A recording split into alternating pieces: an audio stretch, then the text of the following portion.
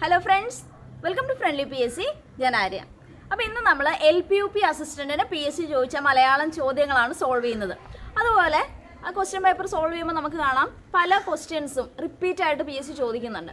ഇത് നമ്മുടെ മുൻകാല ചോദ്യങ്ങളുടെ ബുക്കാണ്. ഇതിൽ ഡീറ്റെയിൽഡ് എക്സ്പ്ലനേഷൻ ഉണ്ട് ഓരോ ആൻസറിൻ്റെയും. അപ്പോൾ ഈ ബുക്ക് നിങ്ങൾക്ക് കേറ്റിട്ട് LPUP, LDC ഡിഗ്രി ലെവൽ, അതുപോലെ PSC മലയാളമുള്ള എല്ലാ പരീക്ഷകൾക്കും യൂസ്ഫുൾ ആണ്. അപ്പോൾ ഈ ബുക്ക് ഇറങ്ങിയതിന് ശേഷമുള്ള ക്ലാസ്സും ഈ ബുക്കിൻ്റെ ക്ലാസ്സും അതുപോലെ SCRT ക്ലാസ്സും എല്ലാം ഈ ബുക്കിന് വാങ്ങുന്നവർക്ക്, നമ്മുടെ വാട്സപ്പ് വഴി വാങ്ങുന്നവർക്ക് ഒരു 22 രൂപയും കൂടെ അഡീഷണൽ അടച്ചാൽ 1 വർഷം വാലിഡിറ്റിയിൽ വീഡിയോ ക്ലാസ്സും നൽകുന്നുണ്ട്. അപ്പോൾ ബുക്ക് വാങ്ങാത്തവർ വാങ്ങിക്കുക. അപ്പോൾ നമുക്ക് ക്ലാസ്സിലേക്ക് കിടക്കാം. 23/4/2022 സ്കൂൾ ടീച്ചറുടെ ക്വസ്റ്റ്യൻ പേപ്പറാണ് നമ്മളിന്ന് ചെയ്യുന്നത്. ചോദിച്ചിരിക്കുന്ന വ്യാകരണം എന്ന് പറയുന്നത് നാമത്തിൽ നിന്നാണ്. അപ്പൊ കവിതയിലെ വരികളാണ് ആദ്യത്തെ ചോദ്യം. ബന്ധുജനങ്ങൾ മുഴുവനും ഈ പ്രേമബന്ധത്തിൽ എന്നോട് എതിർത്ത് നിൽപ്പോ, പ്രാണന്റെ ബന്ധനം തൂക്കി നോക്കുന്നതോ നാണയത്തുട്ടുകളാണു പോലും. ആര് പറഞ്ഞ വരികളാണെന്നാണ് ക്വസ്റ്റ്യൻ വന്നേക്കുന്നത്. അപ്പൊ ഇത് ഉത്തരം ഓപ്ഷൻ ബി ആണ്, ചന്ദ്രിക. ചങ്ങമ്പുഴയുടെ രമണനിലെ കഥാപാത്രമാണ് ചന്ദ്രിക.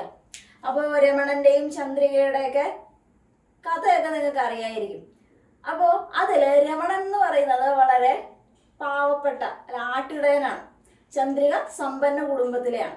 അപ്പോൾ അവരുടെ ആ ഒരു ബന്ധം എല്ലാവരും എതിർക്കും. അപ്പോൾ ചന്ദ്രികയുടെ അഭിപ്രായമാണ്, ചന്ദ്രിക അഭിപ്രായം പിന്നീട് മാറ്റും, എന്നാലും പറഞ്ഞതാണ് ആദ്യം. എന്താണ്, ബന്ധുജനങ്ങള് ഈ ബന്ധത്തില് എല്ലാവരും എതിർത്ത് നിൽക്കുകയാണ്. പിന്നെ ഈ ബന്ധത്തെ തൂക്കി നോക്കുന്നത് നാണയത്തൂടാണ്, പൈസ വെച്ചിട്ടാണ് അവർ ബന്ധത്തിന്റെ വില കൽപ്പിക്കുന്നത് എന്നൊക്കെ പറഞ്ഞേക്കുന്നതാണ്. ആദ്യം വലിയ ഡയലോഗൊക്കെ അടിക്കും ചന്ദ്രിക, അവസാനം ചന്ദ്രികയും അങ്ങനെയൊക്കെ തന്നെ തീരുമാനിക്കും. രമണൻ, ചന്ദ്രിക, ഭാനുമതി, മദനൻ. അപ്പൊ അതിലെ നായകൻ രമണൻ, നായിക ചന്ദ്രിക, ചന്ദ്രികയുടെ കൂട്ടുകാരിയാണ് ഭാനുമതി, പിന്നെ രമണന്റെ കൂട്ടുകാരനാണ് മദനൻ. അടുത്തത് കാക്കനാടൻ എന്നത് ആരുടെ തൂലികാ നാമമാണ്? കാക്കനാടൻ ജോർജ് വർഗീസ്. കാക്കനാടൻ ജോർജ് വർഗീസ് ആണ്. ഇത് പണ്ടൊരു ട്രോളിലൂടെ ഞാൻ കോമഡി ആയിട്ട് പഠിപ്പിച്ചാണ്. പക്ഷെ അതിപ്പോൾ ആ ട്രോള് കുറച്ചാൾ വൈറലായി കഴിഞ്ഞ് പിന്നെ മാറുമ്പോൾ പിന്നെ പറഞ്ഞാൽ നിങ്ങൾക്ക് മനസ്സിലാവുമെന്ന് അറിയില്ല. അന്ന് നമ്മൾ പറഞ്ഞ കോഡ് പറഞ്ഞേക്കാം, ആരെങ്കിലും ഓർക്കട്ടെ. പണ്ട് നിങ്ങൾ ഓർക്കുന്നുണ്ട്, എറണാകുളത്തൊരു പ്രോബ്ലം ഉണ്ടായ ഒരു അമ്പലത്തിൽ എന്തൊക്കെയോ വിളിച്ച് മൈക്കിൽ കൂടെ പറഞ്ഞപ്പോൾ അത് ഒരു ലേഡി അതിനെ എതിർത്തു. നിങ്ങളിങ്ങനെ വർഗീയത പറയരുത് എന്ന് പറഞ്ഞ് അതിൽ നടന്നുപോയ ലേഡി എതിർത്തു. അപ്പോൾ മറ്റൊരു ലേഡി വന്നിട്ട് ഈ സിന്ദൂരം തൊട്ടേക്കുന്ന കാക്ക കൊത്താതിരിക്കാനാന്നൊക്കെ പറഞ്ഞ് ഒരു ഡയലോഗ്, ഒരു ഇഷ്യൂ ഉണ്ടായത്. അത് കഴിഞ്ഞിട്ട് പിന്നെ ഈ സിന്ദൂരം നോക്കുന്ന കാക്ക എന്നൊക്കെ പറഞ്ഞിട്ട് കാക്കയെ പിടിച്ച് വർഗീയത ഇട്ടു എന്നൊക്കെ പറഞ്ഞൊരു ട്രോള് വന്നിട്ടുണ്ടായിരുന്നു. കാക്കയെ വർഗീയതയിൽ ഇട്ടു എന്ന് പറഞ്ഞു. അപ്പൊ നമുക്ക് ഈ വർഗീസും കാക്കയും കൂടെ വർഗീയതയിൽ കാക്ക വെച്ചിട്ട് ജോർജ് വർഗീസും കാക്കനാടനും കൂടെ ഒന്ന് ഓർക്കാൻ പറ്റും. ആ സമയത്ത് അങ്ങനെയായിരുന്നു ഓർത്ത് വെച്ചിരുന്നത്. പിന്നെ ട്രോളൊക്കെ അങ്ങ് മാറിപ്പോയപ്പോൾ നമ്മൾ പിന്നെ കോടും ഉണ്ടാകായി. നിങ്ങൾ പറ്റുന്നവർ ഓർക്കുക. അടുത്ത, താഴെ നൽകിയിരിക്കുന്നവയിൽ മധ്യമ പുരുഷന് ഉദാഹരണം ഏതാണ്? അപ്പോൾ സർവനാമം, അതായത് എന്തിൻ്റെങ്കിലും പേരായ ശബ്ദമാണ് നാമം. നാമം പലതരമുണ്ട്. ദ്രവ്യനാമം, ഗുണനാമം, ക്രിയാനാമം. അതിൽ ദ്രവ്യനാമത്തെ സംജ്ഞാനാമം, സാമാന്യനാമം, മേയനാമം, സർവനാമം എന്നൊക്കെ തിരിച്ചു അല്ലെ. അപ്പൊ അതിൽ വരുന്നതാണ് സർവനാമം. സർവനാമം എന്ന് വെച്ചാൽ എന്താ? പ്രോനൗൺ ആണ്. അതായത് നാമത്തിന് പകരം ഉപയോഗിക്കുന്ന നാമതുല്യമായ ശബ്ദമാണ് സർവനാമം എന്ന് പറയുന്നത്. അപ്പൊ സർവനാമത്തെ നമ്മൾ 3 പുരുഷന്മാരായിട്ട് തിരിച്ചിട്ടുണ്ട്. ഉത്തമ പുരുഷൻ, മധ്യമ പുരുഷൻ, പ്രഥമ പുരുഷൻ. നമ്മളെ തന്നെ അഭിസംബോധന ചെയ്യാനായിട്ട് ഉപയോഗിക്കുന്ന നാമമാണ് ഉത്തമ പുരുഷൻ. നമ്മൾ ആരോടാണോ സംസാരിക്കുന്നത് അവരെ അഭിസംബോധന ചെയ്യാൻ മധ്യമ പുരുഷൻ. പിന്നെ നമ്മൾ ഇവരോട് ആരെ പറ്റിയാണോ പറയുന്നത് അവനെ അഭിസംബോധന ചെയ്യാൻ പ്രഥമ പുരുഷൻ. അപ്പോ മധ്യമ പുരുഷൻ ഉദാഹരണം, നമ്മൾ ആരോടാണോ സംസാരിക്കുന്നത് അവനെ നീ, താൻ, നിന്റെ എന്നൊക്കെ അല്ലേ പറയുന്നത്. ഉത്തരം എന്താണ്? നിന്റെ. ജോർജ് ഓണക്കൂറിന്റെ ആത്മകഥ ഏതാണ്? ഇപ്പൊ SCRTയിലൊക്കെ ഉള്ളതാണ് ജോർജ് ഓണക്കൂറിന്റെ കൃതികളൊക്കെ പഠിക്കാൻ. അപ്പോ ഹൃദയരാഗങ്ങളാണ് ജോർജ് ഓണക്കൂറിന്റെ ആത്മകഥ. അപ്പൊ ഹൃദയത്തിൽ തങ്ങി നിൽക്കുന്ന ഉത്സവം അല്ലേ നമ്മളുടെ ഓണം എന്ന് പറയുന്നത് അല്ലെ. അപ്പൊ ഓണവും ഹൃദയവും കൂടെ ഒന്ന് ഇപ്പൊ തന്നെ ഓർത്താൽ പിന്നെ നിങ്ങൾ ഈ ക്വസ്റ്റ്യൻ കാണുമ്പോൾ ഓർക്കും. പിന്നെ എന്റെ കഥ ആരുടെയാ? ആരുടെ ആത്മകഥയാ? മാധവിക്കുട്ടിയുടെ. കർമ്മഗതി ആരുടെ ആത്മകഥയാ? കർമ്മഗതി MK സാനു. ഓർമ്മകളുടെ ലോകത്തിൽ, ദേവലോകത്തിൽ നോക്കാൻ മതി, P കേശവദേവ്, ദേവലോകത്തിൽ നോക്കാൻ മതി. അപ്പൊ ഓർമ്മകളുടെ ലോകത്തിൽ P കേശവദേവാണ്. അടുത്തത് കണ്ണുനീർ എന്നർത്ഥം വരുന്ന പദം ഏത്? ലോഭം എന്നാല് പിശുക്ക്, ലോചനം കണ്ണ്, അക്ഷി കണ്ണ്.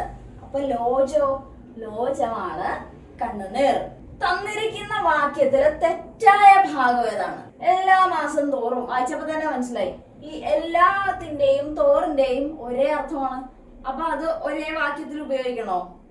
മാസം തോറുമെന്നോ എല്ലാ മാസവും ഒന്നോ മതി അല്ലെ? അപ്പൊ ഇതാണ് തെറ്റായിട്ട് കൊടുത്തേക്കുന്നത്. ഓപ്ഷൻ എ ആണ് ഉത്തരം. അടുത്തത് നാറാണത്ത് ഭ്രാന്തൻ എന്ന കവിത കുട്ടികൾ നാടക രൂപത്തിൽ അവതരിപ്പിക്കുന്നു. അധ്യാപനത്തിന്റെ ഏത് സമ്പ്രദായത്തെയാണ് ഇത് ഉൾക്കൊള്ളുന്നത്? അടുത്ത പെഡഗോഗി എന്ന് കുറച്ച് ഭാഗമാണ്. അത് B.Ed, അത് LP UP എക്സാം ഒക്കെ എഴുതുന്നവർക്ക് മാത്രം മതി കേട്ടോ. ബാക്കിയുള്ളവരത് സ്കിപ്പ് ചെയ്ത് പോകുമ്പോൾ കുഴപ്പമില്ല. അപ്പൊ അധ്യാപകർ ക്ലാസ് എടുക്കുമ്പോൾ കുട്ടികൾക്ക് അത് വ്യക്തമായിട്ട് മനസ്സിലാകാൻ നമ്മൾ പല ബോധന രീതികളും ഉപയോഗിക്കും. അപ്പോ അതിലേത് ബോധന രീതിയാണ് ഈ പറയുന്നത്? അപ്പൊ ഇവിടെ ഹ്യൂറിസ്റ്റിക് സമ്പ്രദായം, ക്രീഡാരീതി, ആഗമന നിഗമന രീതി, ഡാൾട്ടൺ പദ്ധതിയൊക്കെ കൊടുത്തിട്ടുണ്ട്. അപ്പൊ ഇത് എന്താണെന്നൊന്ന് ചെറുതായിട്ട് പറയാം. ഈ ഹ്യൂറിസ്റ്റിക് മെത്തേഡ് എന്ന് പറയുമ്പോൾ സയന്റിഫിക് മെത്തേഡാണ്. അതായത് ലേണിംഗ് ബൈ ഡൂയിങ്, ചെയ്ത് പഠിക്കുക. ചെയ്ത് കഴിയുമ്പോൾ കുട്ടികൾ അതിൽ നിന്നൊരു നിഗമനത്തിൽ എത്തിച്ചേരും. ആ ഒരു മെത്തേഡാണ് ഹ്യൂറിസ്റ്റിക് സമ്പ്രദായം. വളരെ എഫക്റ്റീവ് ആയ ഒരു മെത്തേഡാണ്. അടുത്തത് ക്രീഡാരീതി, അതായത് അത് അഭിനയിച്ചൊക്കെ പഠിക്കുന്നില്ലേ, ആ ഒരു മെത്തേഡാണ് ക്രീഡാരീതി. അപ്പൊ ഇവിടുത്തെ ഉത്തരം എന്ന് പറയുന്നത് നാറാണത്ത് ഭ്രാന്തന്റെ കവിത നാടകരൂപത്തിൽ അവതരിപ്പിച്ച് പഠിക്കുന്ന ഒരു മെത്തേഡാണ്. അപ്പൊ ക്രീഡാരീതിയാണ് ഉത്തരം. ഇനി ആഗമന നിഗമന രീതി, ഇൻഡക്റ്റീവ് മെത്തേഡ്, ഡിഡക്റ്റീവ് മെത്തേഡ് പഠിച്ചിട്ടില്ലേ? ഇപ്പോ ഇൻഡക്റ്റീവ് മെത്തേഡില് പർട്ടിക്കുലർ ടു ജനറൽ, പർട്ടിക്കുലർ ആയ ഒരു കാര്യത്തിൽ നിന്ന് ജനറൽ ആയ ഒരു കൺക്ലൂഷനിലേക്ക് എത്തിക്കുന്ന, ടീച്ചർ നമ്മളെ കൊണ്ട് എത്തിക്കുന്ന പഠന രീതിയാണ് ഈ ഇൻഡക്റ്റീവ് മെത്തേഡ് എന്ന് പറയുന്നത്. എന്നാൽ നിഗമന രീതി എന്ന് പറയുമ്പോൾ ജനറൽ ആയ ഒരു കാര്യത്തിൽ നിന്ന് നമുക്ക് വേണ്ട പർട്ടിക്കുലർ ആയ ഒരു കാര്യത്തിലേക്ക് കൊണ്ടുപോയി ടീച്ചർ എത്തിക്കുന്നതാണ് നിഗമന രീതി. ഉദാഹരണത്തിന് ഞാൻ നിങ്ങളെ ഏകവചനത്തിന് പ്രത്യയമില്ല എന്നൊരു കൺക്ലൂഷനിലേക്ക് എത്തിച്ചില്ലേ? ഇപ്പൊ ഒരാളെ കുറിക്കാനാണ് പട്ടി, കുട്ടി, മരം, തെങ്ങ് അങ്ങനെ പറഞ്ഞു. അപ്പൊ ഇതൊക്കെ ഏകവചനമാണ്. അപ്പൊ അതിന്റെ കൂടെ എന്ത് പ്രത്യയം ഉള്ളേ എന്ന് ചോദിച്ചപ്പോ നിങ്ങൾ പറഞ്ഞു പ്രത്യയമില്ല. അത് കഴിഞ്ഞപ്പോ ഞാൻ നിങ്ങളോട് ചോദിച്ചു അപ്പൊ ഏകവചനത്തിന്റെ പ്രത്യയം എന്താ? അപ്പൊ നിങ്ങൾ പറഞ്ഞു ഏകവചനത്തിന് പ്രത്യയമില്ല. ആ ഒരു മെത്തേഡിലേക്ക് എത്തിക്കില്ലേ? അതാണ് ശരിക്കും പറഞ്ഞാൽ ഈ നിഗമന രീതി അഥവാ ഡിഡക്റ്റീവ് മെത്തേഡ്. ക്ലിയർ ആണല്ലോ? ഓക്കെ. ഇനി അടുത്താണ് ഡാൾട്ടൺ പദ്ധതി. ഹെലൻ പാർക്കസ് ഡെവലപ്പ് ചെയ്തൊരു മെത്തേഡാണ് ഡാൾട്ടൺ പദ്ധതി. ഒരു നിശ്ചിത സമയത്ത് ഒരു ക്ലാസ് റൂമിൽ ഇരുന്ന് ഉള്ളൊരു പഠനമാണ് അതുകൊണ്ട് ഉദ്ദേശിക്കുന്നത്. അതായത് ക്ലാസ് റൂം ഒരു പരീക്ഷണശാലയായിട്ടും കുട്ടികൾ പരീക്ഷണം ചെയ്യുന്നതായിട്ടും അത് ടീച്ചേഴ്സ് ദൂരെ നിന്ന് നിരീക്ഷിക്കുന്നതായിട്ടുള്ളൊരു മെത്തേഡാണ് ഡാൾട്ടൺ പദ്ധതി. ഈ പറഞ്ഞതെല്ലാം ഓരോ പഠന രീതികളാണ്. അതായത് കുട്ടികളെ പഠിപ്പിക്കാനുള്ള പല മാർഗങ്ങളാണ് പറഞ്ഞത്. അപ്പോൾ ഈ നാറാണത്ത് ഭ്രാന്തന്റെ കേസിൽ ഏതാണ്? ക്രീഡാ രീതിയാണ് നമ്മൾ ഉപയോഗിച്ചിരിക്കുന്നത്.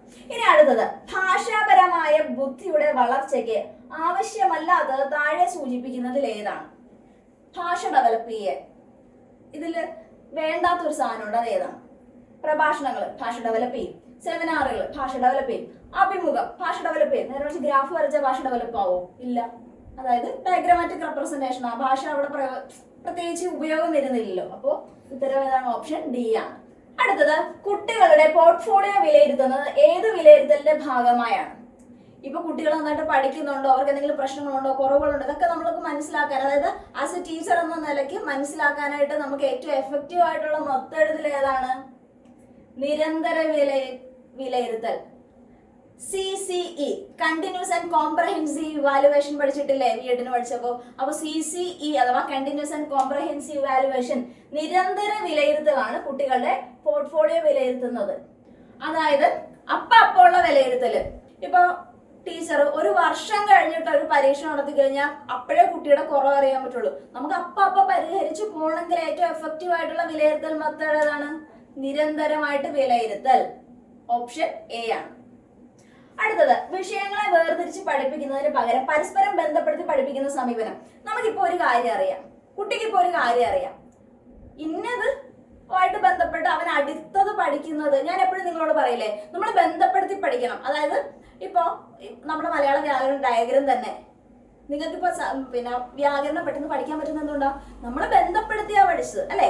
അപ്പോ വിഷയങ്ങളെ വേർതിരിച്ച് പഠിപ്പിക്കുന്നതിന് പകരം പരസ്പരം ബന്ധപ്പെടുത്തി നമുക്ക് നിലവിൽ അറിയാവുന്ന ഒരു കാര്യത്തിന്റെ കൂടെ ഒരെണ്ണം കൂടെ ആഡ് ചെയ്ത് പഠിപ്പിക്കുന്ന രീതിയില്ലേ, അത് ഇതില് ഏതാണ്? അതാണ് ഓപ്ഷൻ സി, ഉദ്ഗ്രഥിത സമീപനം.